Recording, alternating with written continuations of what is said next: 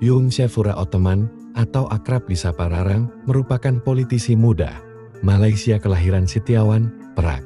9 November tahun 1989, ia dikenal sebagai anggota Parlemen Bentong, Pahang dari Partai Aksi Demokrat DAP.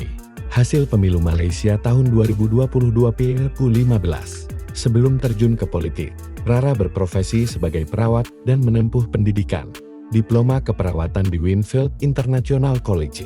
Dalam kiprahnya, ia fokus pada isu sosial, kesehatan, pemuda, serta advokasi hak perempuan. Ia juga tercatat sebagai perempuan Melayu pertama dari DAP yang duduk di Parlemen Pahang. Nama Yung Shefura kemudian ramai diperbincangkan di Indonesia setelah kunjungan kerjanya ke Jawa Barat dan bertemu Gubernur Jabar Didi Mulyadi di Lembur Pakuan.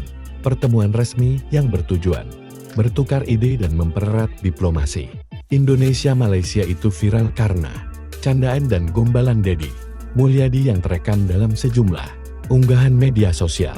Rara menegaskan kunjungannya bersifat profesional, membahas pembelajaran administrasi, pengelolaan media sosial, serta kerja politik.